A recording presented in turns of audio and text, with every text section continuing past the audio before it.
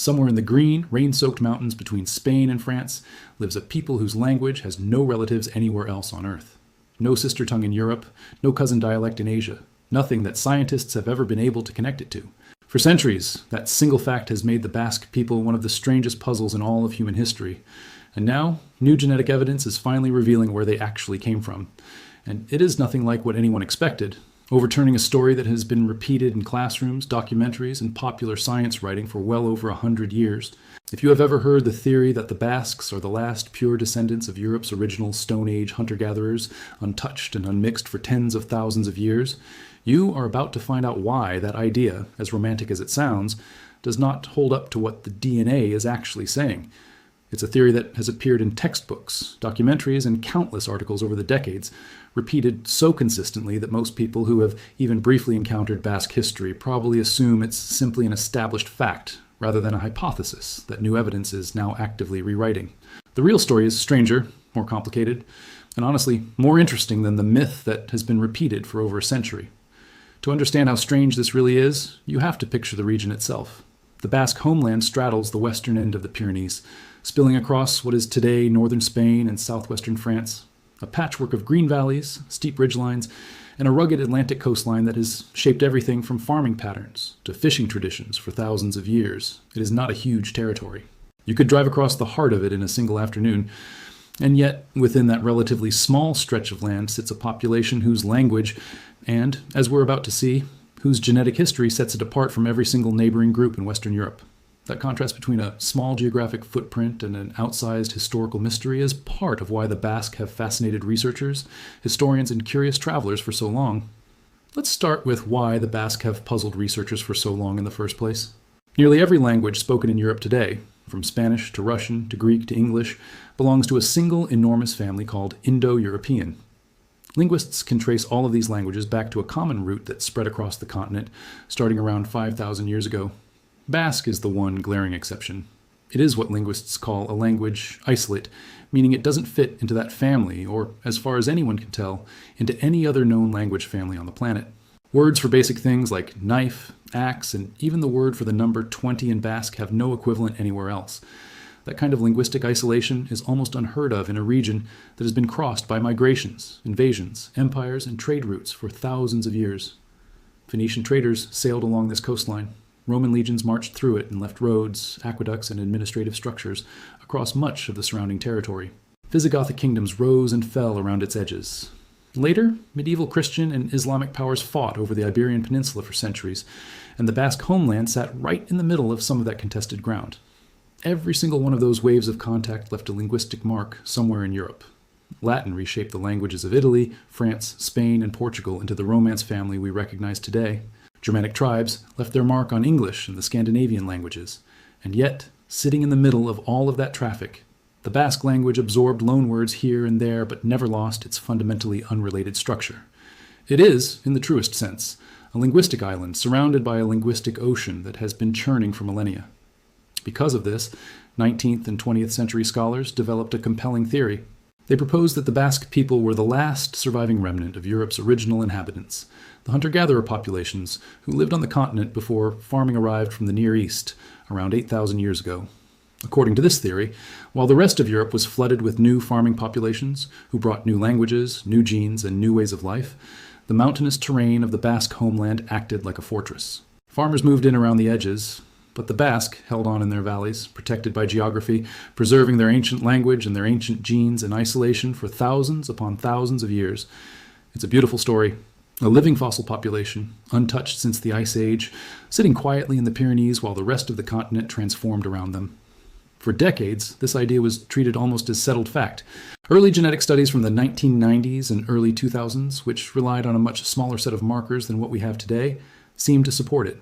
Basque populations showed some of the highest frequencies in Europe of certain mitochondrial DNA lineages associated with pre-farming hunter-gatherers. That was enough for many researchers to conclude the ancient isolation theory was correct. Popular science books ran with it. Documentaries repeated it as settled fact. Even some academic papers treated the Basque as a kind of genetic control group, a baseline population representing what original European DNA supposedly looked like before later migrations diluted it elsewhere on the continent. It became one of those ideas that gets repeated so often, in so many different places, that it starts to feel like common knowledge rather than a hypothesis that was never fully tested against the strongest available evidence. But genetics as a science has changed enormously in the last 15 years. Where earlier studies could only look at small fragments of DNA passed down cleanly through either the maternal or paternal line, modern whole genome sequencing lets researchers examine the entire genetic code, drawing on contributions from every ancestor in a person's family tree, not just a single unbroken line. And when scientists began applying this more complete method to ancient skeletal remains recovered from sites across Iberia and southern France, the tidy story of an isolated, unbroken Basque lineage started to fall apart.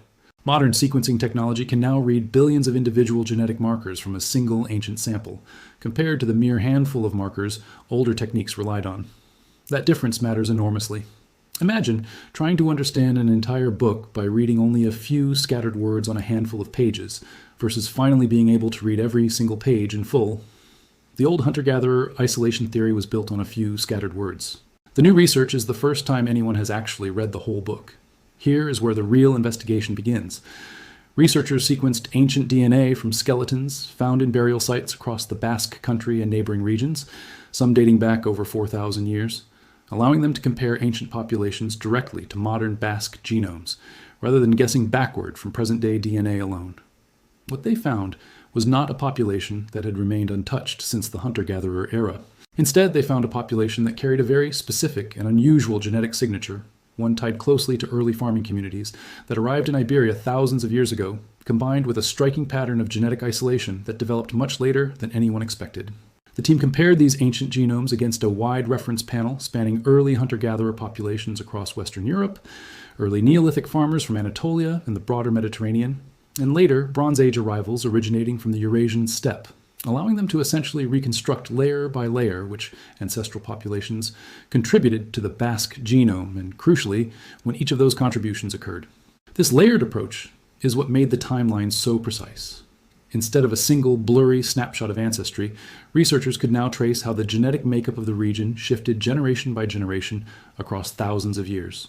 This is genuinely one of the more counterintuitive findings to come out of ancient DNA research in Europe over the past few years, and it required researchers to essentially set aside a century of assumptions and start over with the raw genetic evidence alone. In other words, the Basques are not simply the unmixed descendants of Ice Age hunter-gatherers who happened to dodge the farming revolution. The ancient DNA shows that early farmers absolutely did move into the Basque homeland, just as they did everywhere else in Europe. The Basque ancestors mixed with them, adopted farming, and became part of that broader Neolithic population, sharing significant ancestry with farming groups that spread from Anatolia through the Mediterranean and into Iberia. That alone contradicts the old idea of total, ancient isolation. Archaeological evidence backs this up as well. Early farming settlements have been found throughout the Basque homeland, dating back roughly 7,000 years, complete with domesticated grain, livestock enclosures, and pottery styles nearly identical to farming communities found elsewhere across Iberia during the same period. If the Basque ancestors had truly remained isolated hunter-gatherers while farming swept across the rest of the continent, we would expect to see a sharp material culture divide in the archaeological record. Instead, the record shows the opposite, full and active participation in the same agricultural revolution that transformed the rest of Western Europe. So if they mixed with incoming farmers just like everyone else, why does their DNA look so different from their neighbors today? Why does their language remain a total mystery? This is where the real twist in the research comes in, and it's the part that surprised even the scientists working on it. Several of the researchers involved have openly described going back and rechecking their own data multiple times over, assuming they had made some kind of calibration error, because the pattern that emerged didn't match any of the leading hypotheses going into the study. It was only after cross-referencing the results against multiple independent sample sets, sequenced in different labs using different equipment, that the team became confident the pattern was real and not an artifact of contamination or statistical noise. The genetic isolation that makes the Basque population look so distinctive did not begin during the Ice Age. It began thousands of years after farming had already arrived. Somewhere around the Iron Age, a period roughly 2,500 years ago, something changed. The Basque homeland, which had been genetically connected to the surrounding populations of Iberia and southern Gaul for millennia, effectively sealed itself off. From that point forward, gene flow between the Basque population and their neighbors dropped sharply. while the rest of Iberia continued absorbing new migrations, from Celtic-speaking groups moving in from the north to later Roman colonization, and centuries of North African and Mediterranean contact during and after Roman rule, the Basque population largely stopped mixing with the outside world. Roman writers themselves, chronicling their campaigns across the peninsula, noticed something unusual about the tribes living in this corner of Iberia. Historical accounts describe the Vascones, widely believed to be the ancestors of the modern Basque, as a people who interacted with Rome, traded with Rome, and in some cases even fought alongside or against Roman forces, yet never fully assimilated into Roman culture the way so many neighboring tribes eventually did. Latin never fully replaced their spoken language the way it replaced nearly every other regional tongue across Iberia and Gaul, a linguistic survival so unusual that modern Spanish, French, Portuguese, Italian, and Romanian all descend from that same Latin that swept across the continent, while Basque simply never joined that transformation. This is the part that overturns the old model completely. The Basque are not a frozen relic of the deep past. They are the descendants of a population that was fully part of mainstream Iberian genetic history for thousands of years, farming and mixing just like everyone else, until a relatively recent and remarkably sharp genetic wall went up. What looks ancient and untouched is actually the result of a much more recent period of isolation, layered on top of a completely normal, well-mixed farming population. Why would that isolation happen specifically here, and specifically around that time? This is where geography, politics, and language all start to intersect. The Basque homeland occupies a unique position at the western edge of the Pyrenees, a genuinely difficult mountain barrier that historically limited large-scale population movement, especially compared to the open plains further east and south. The valleys here run in isolated pockets, connected to each other by narrow passes that could be, and historically often were, controlled by small local communities rather than large centralized powers, which naturally slowed the kind of rapid, large-scale population replacement seen in flatter, more accessible parts of the continent. But mountains alone don't explain a genetic wall this sharp, because other mountainous regions of Europe did not develop this kind of isolation. Something else was reinforcing that geographic barrier. Consider the Alps, which stretch across a far larger and, in many places, more forbidding range than the Pyrenees, and yet the populations living throughout the Alpine region overwhelmingly speak Indo-European languages today, having been absorbed into the same broad linguistic and genetic currents as the rest of the continent. Consider the Caucasus Mountains, another famously rugged region, which is home to significant linguistic diversity but nowhere near the kind of singular isolated genetic signature researchers are now documenting in the Basque case. Mountains create friction, they slow migration down, but on their own they rarely stop it entirely, which is exactly why researchers went looking for an additional explanation rather than treating the Pyrenees as a sufficient answer by itself. Researchers increasingly believe that language itself may have played a defining role. If the ancestors of the Basque were already speaking a language unrelated to the Indo-European tongues spreading across Europe with the Celtic and later Roman expansions, that linguistic difference would have made intermarriage and cultural assimilation with incoming groups far less likely. Language barriers throughout history have often reinforced genetic ones, and a community that couldn't easily communicate with newly arriving populations would naturally see far less mixing than one that could. In this scenario, the language isolate didn't survive because the population was isolated. The population became isolated, at least genetically, because the language never merged with the waves of Indo-European speakers spreading in from every direction. That reframes the entire mystery. For over a century, people assumed the unique language was a byproduct of ancient genetic isolation, a linguistic fossil preserved because the population never mixed. The new evidence suggests something closer to the reverse. The genetic distinctiveness we see today is, at least in significant part, a consequence of linguistic distinctiveness that was already present going back to the Iron Age or earlier, a language that never had an Indo-European counterpart to blend into, sitting at the edge of a mountain range that made resistance to assimilation logistically possible in a way it wasn't in more open regions of the continent. Think about how intermarriage actually worked in ancient and early historical societies. Marriage alliances were rarely random. They were shaped by trade relationships, shared religious practices, shared legal systems, and very often by the simple practical matter of whether two families or two communities could understand each other well enough to negotiate a marriage in the first place. A population speaking a completely unrelated language with no shared vocabulary, no shared grammar, and no easy path to mutual understanding would naturally see fewer cross-community marriages than populations who could communicate more easily, even if they lived right next door to each other. Over centuries, even a modest reduction in intermarriage rates, repeated across dozens of generations, is more than enough to produce the kind of measurable genetic divergence researchers are now seeing in the data. There's another layer to this story that researchers have only recently been able to explore in detail, using data pulled from a much wider and steadily growing swath of ancient Iberian and broader European samples collected over the past several years. When you compare the deep ancestral makeup of the Basque population to their immediate neighbors in Cantabria, Aragon, and Navarre, the overall genetic profile is actually far more similar than most people assume. They share the same broad ancestral components, a mix of early hunter-gatherer ancestry, incoming Anatolian farmer ancestry, and a later contribution from steppe populations that moved into Western Europe during the Bronze Age, a migration associated with the spread of Indo-European languages across much of the continent. Here's the detail that stunned many of the researchers involved. The Basque population appears to carry noticeably less of that steppe-associated ancestry than their immediate neighbors. Across most of Iberia, incoming Bronze Age populations from the Pontic steppe region contributed meaningfully to the local gene pool, arriving alongside new technologies, new burial practices, and, most researchers believe, the Indo-European languages that would eventually dominate the peninsula. But in the Basque homeland, that contribution shows up at a measurably lower level. It is not absent entirely, but it is diminished in a way that lines up almost perfectly with the linguistic evidence. The one population in Iberia that never adopted an Indo-European language is also the one population that absorbed the least ancestry from the very migration most closely associated with spreading those languages in the first place. That correlation is difficult to dismiss as coincidence. It suggests that whatever social or cultural mechanism kept the Basque language distinct from its neighbors also limited, though did not eliminate, genetic exchange with the specific population most responsible for reshaping the rest of Iberia's gene pool during the Bronze Age. The wall wasn't total. Trade certainly continued, and some level of mixing clearly happened, since the Basque are not genetically alien to their neighbors in any dramatic sense. But the wall was real, consistent, and it appeared at exactly the moment in history when the rest of the peninsula was being reshaped by new arrivals. So what does all of this actually tell us about who the Basque people really are? Not a lost tribe frozen since the Ice Age. Not an unmixed genetic time capsule untouched by 10,000 years of European history. There's actually one more genetic detail that has fascinated researchers for decades, long before this newer, ancient DNA evidence came along, and it fits perfectly into this updated picture.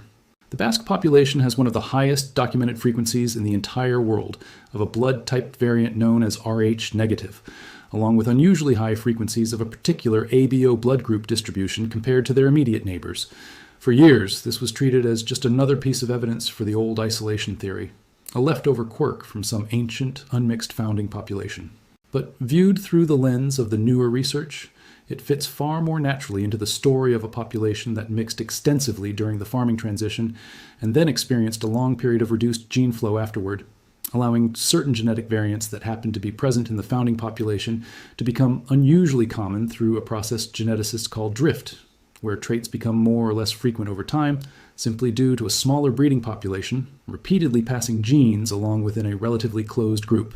Instead, they are the clearest surviving example of what much of pre-Indo-European Iberia may have looked like, a population that fully experienced the farming revolution, mixed extensively with incoming Neolithic groups just like everyone else on the peninsula, and then, starting around the Iron Age, began resisting the next great wave of transformation that redefined nearly every other corner of Western Europe. In a strange way, that makes the Basque story more remarkable, not less. It's not about a population that got lucky enough to hide in the mountains since prehistory.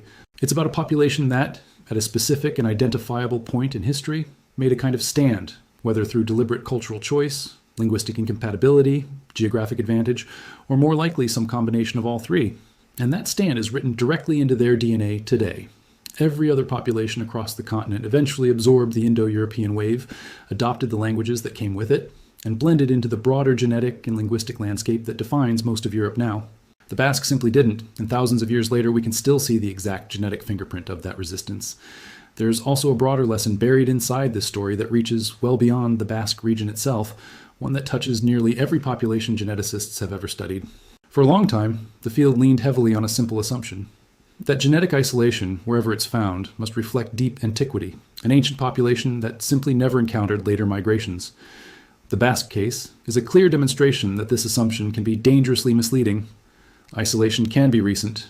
It can be sharp, sudden, and driven by cultural or linguistic factors, rather than sheer distance or the passage of vast stretches of time. A population can be genetically distinctive today for reasons that trace back only 2,000 or 3,000 years, a comparatively short window in the story of human history, rather than the tens of thousands of years earlier researchers assumed. That distinction matters enormously for how scientists interpret genetic data from populations all over the world, from isolated island communities to mountain-dwelling groups to populations separated by religious or caste boundaries rather than physical geography. This also raises a bigger question that researchers are only beginning to seriously investigate.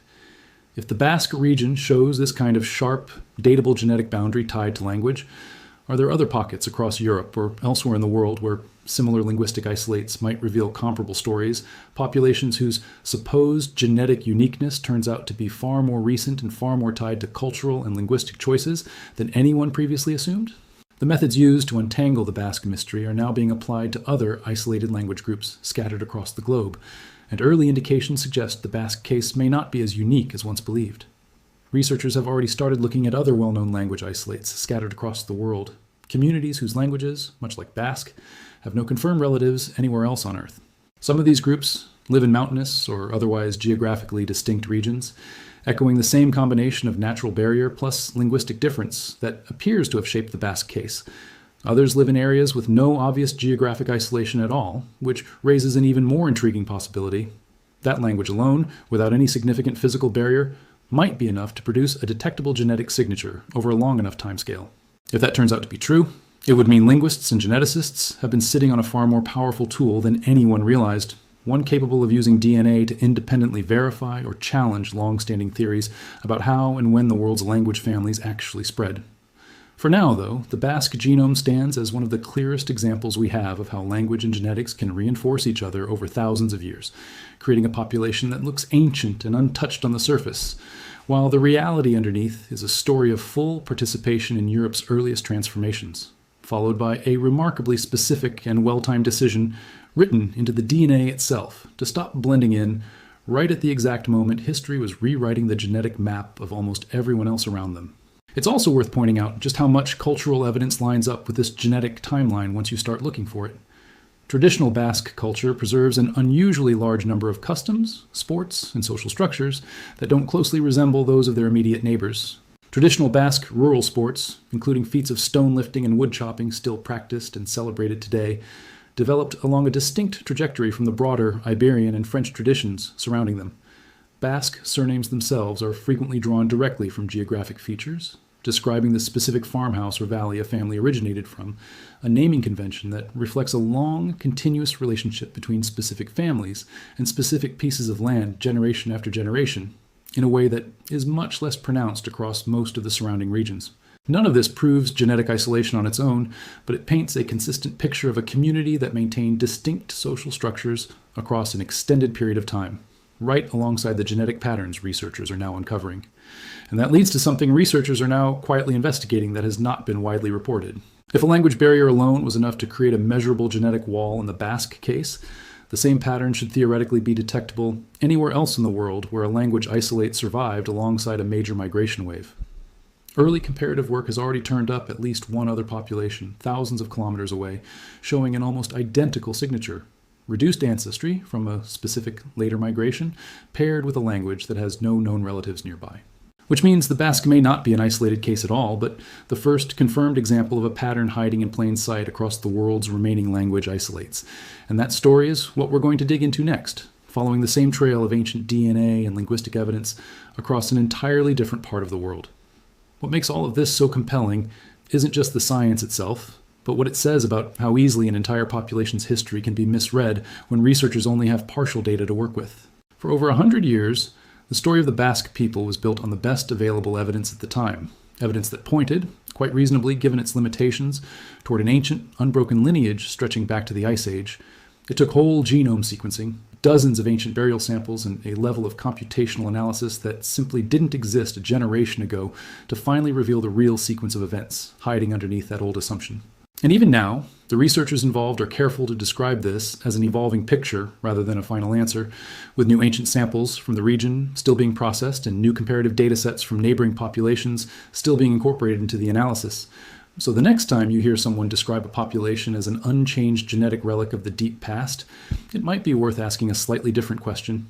Not simply how old is this isolation, but when precisely did it begin, and what set it in motion? In the case of the Basque, the answer turned out to be far more recent, far more specific, and far more human than anyone expected.